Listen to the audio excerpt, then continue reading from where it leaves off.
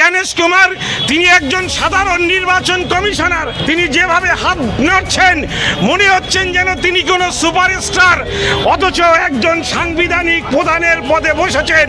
তিনি আমার আপনার সাধারণ মানুষের করের টাকায় বেতন ভোগ করেন, আর আমাদের মতন যারা কর দেন তাদেরকে হেনস্থা করেন, ভোটার তালিকা থেকে নাম বাদ দেন ইচ্ছাকৃতভাবে। জ্ঞানেশ কুমার যখন আসছিল তখন মনে হচ্ছে যেন ও কোনো মানে বলিউডের কোনো মানে সেলিব্রিটিরা হাত নাড়ছে। 60 লক্ষ বাংলা বাঙালি মানে ডিভোটার হয়ে গেছে, সে নমস্কার করা দরকার, প্রণাম করা দরকার, সে এসে হাত নাড়ছে। মনে হচ্ছে যেন পশ্চিম বাংলার আর স্বাধীনতা নেই, এখন জ্ঞানেশ কুমারদের হাতে বাংলার মানুষকে গোলামি করতে হবে। শুভেন্দু অধিকারীর বাপের নামের তো 2002 লিস্টের সাথে মানানে ভুল, তাহলে হিয়ারিং এ ডাক পড়লো না কেন? রমজান মাসে এমন একটা ব্যক্তির নাম নিলেন, কি অধিকারী? গুবেন্দু অধিকারী। ওর নামটা আমি নেবো না। আর ও হিন্দু হিন্দু করে আমাদের যদি রোহিঙ্গা বলে, আর তো ও তো নিজে স্বীকার করেছে ওর মা বাংলাদেশ থেকে এসেছে। শাহাবুদ্দিন তো একবার বলেছে 3 বাটি, আর এই যে কতবার 3 বাটি খেয়েছে ভাই আপনাকে বলে বোঝাতে পারবো না। এমন কোন ইফতার পার্টি ছিল না সেই পার্টিতে ও গরুর মাংসের হালিম খায়নি। কারণ আমরা দেশ ভাগের পরে আমরা স্ব ইচ্ছায় এই দেশকে গ্রহণ করেছি।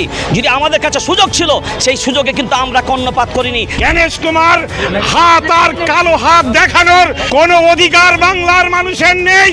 বাংলার মানুষের শুভেচ্ছা তার কাছ থেকে শুভেচ্ছা চান না। 62 লক্ষ বৈধ ভোটারকে ভোট থেকে বার করে দিয়ে, নির্বাচন থেকে বার করে দিয়ে নির্বাচন কখনো শান্তিপূর্ণভাবে সম্ভব হতে পারে না। এই গণেশ কুমারের কোনো কথাকেই বিশ্বাস করা যায় না। নির্যাতন কমিশনে রূপান্তরিত হয়েছে। এসআইআরকে কেন্দ্র করে আমরা দেখতে পেয়েছি বিভিন্ন রাজনৈতিক দল থেকে শুরু করে বিভিন্ন সংগঠন বারংবার তারা রাস্তায় নেমেছিল, যেভাবে আন্ডার অ্যাডজুডিকেশনের নাম করে 60 লক্ষাধিক মানুষের নাম বাদ দিয়ে দেওয়ার চক্রান্ত করা হচ্ছে। বলা হচ্ছে তাদের নাম এখনো পর্যন্ত বিচারাধীন, অথচ সামনেই কিছুদিন পর কিন্তু বিধানসভা নির্বাচন। আর এই বিধানসভা নির্বাচনে যে 60 লক্ষ মানুষের নাম আন্ডার অ্যাডজুডিকেশন করে দেওয়া হয়েছে, তাদের ভবিষ্যৎ কি সেই বিষয়ে প্রশ্ন তুলছে, বারংবার করে তারা আন্দোলন করছে। আর আজকে আন্দোলনে নেমেছেন WPI এবং সংখ্যালঘু যুব ফেডারেশনের সদস্যরা। আমার ক্যামেরা পার্সনকে দেখাতে বলবো, দেখতেই পাচ্ছেন পিছনে যারা রয়েছেন ওয়েলফেয়ার পার্টি অফ ইন্ডিয়া এবং সংখ্যালঘু যুব ফেডারেশনের পক্ষ থেকে বিশাল বিক্ষোভ সমাবেশের আয়োজন করা হয়েছে নির্বাচন কমিশনের দপ্তরে, এবং সেখান থেকে তারা ঠিক কি বার্তা রাখছেন সরাসরি শোনাবো আপনাদের। করছেন জ্ঞানেশ কুমার তিনি একজন সাধারণ নির্বাচন কমিশনার। তিনি যেভাবে হাত নাড়ছেন মনে হচ্ছেন যেন তিনি কোনো সুপারস্টার, অথচ একজন সাংবিধানিক প্রধানের পদে বসেছেন।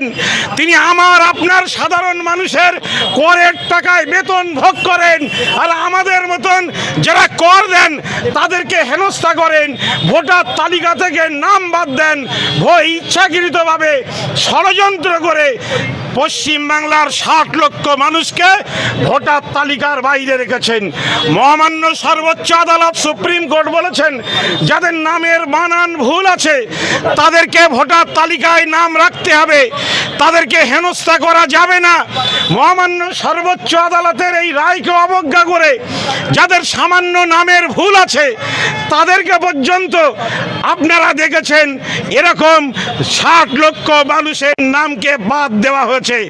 আমাদের সঙ্গে একজন বোন এসেছেন, তিনি একজন দলিত মতুয়া মানুষ।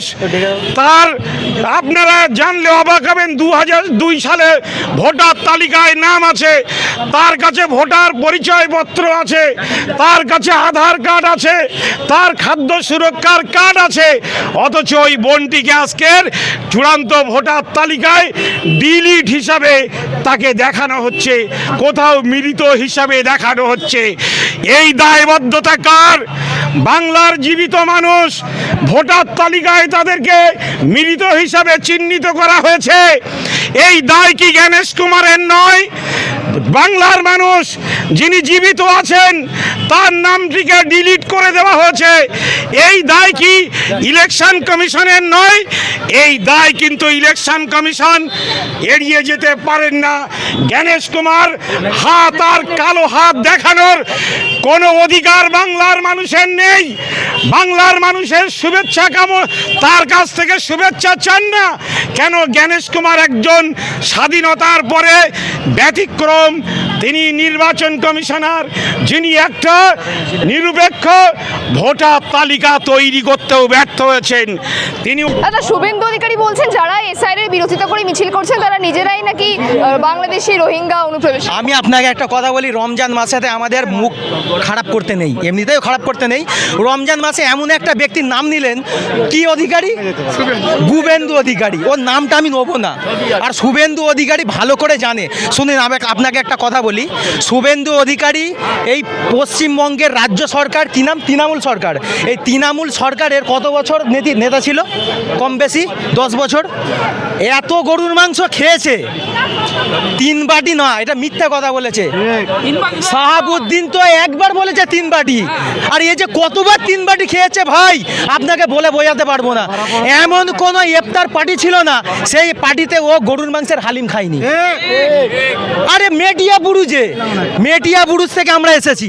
মেটিয়া বুরুজে একটা লঞ্চ ঘাটের একটা উদ্বোধন ছিল, সেখানে উনি পরিবহন মন্ত্রী ছিল, ওখানে উনি এসেছিল, আর ওখানে এসে উনি গরুর মাংসের বিরিয়ানি খেয়ে মেটিয়া বুরুজ থেকে গিয়েছে।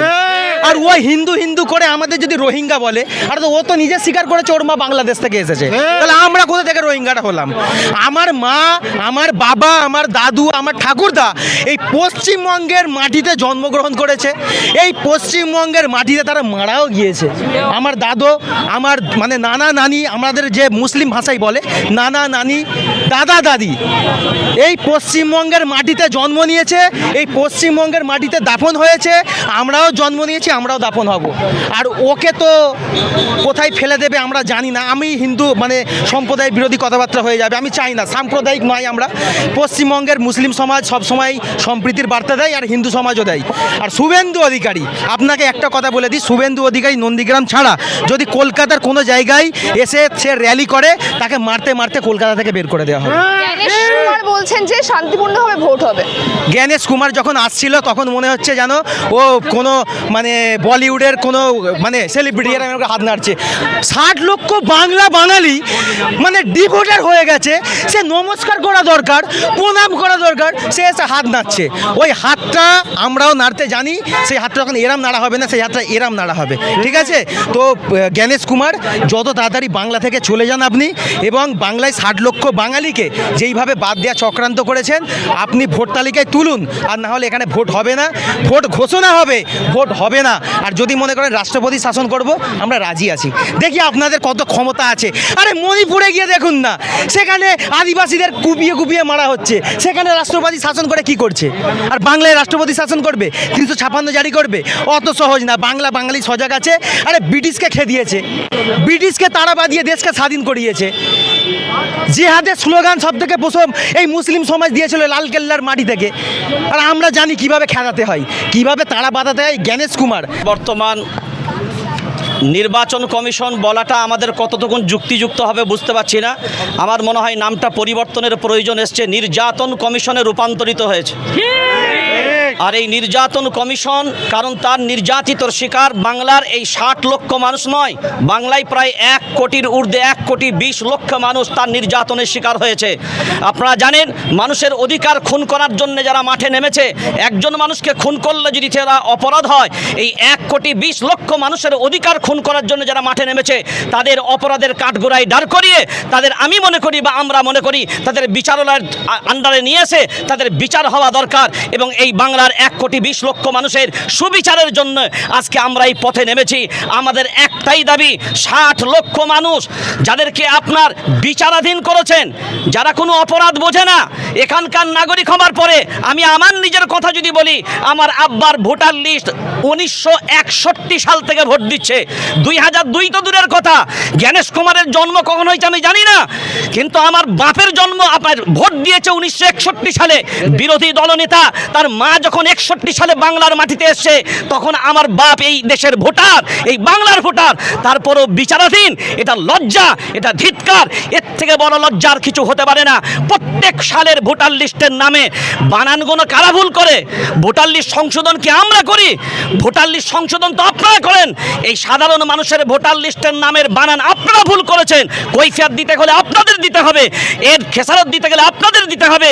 আসলে দেখেন, যে সময় সালে 3 নভেম্বর অ্যানিমেশন ফর্ম বাইর হয়েছিল, সেখানে বলা হয়েছিল যে যাদের 2002 সালে নাম আছে সেফ ডিক্লারেশন দিলে হয়ে যাবে। 2002 সালে নাম নেই, তারা নিজের মাতা পিতা 6 জনের একটা রিলেটিভ দিয়েছিল, তাদের বায়োডাটা দিয়ে উল্লেখ করলে তারা পাস হয়ে যাবে। মূল নামটা দিলেই হয়ে যাবে, মোল্লা তাবারে সার নেমে কোনো যায় আসে না।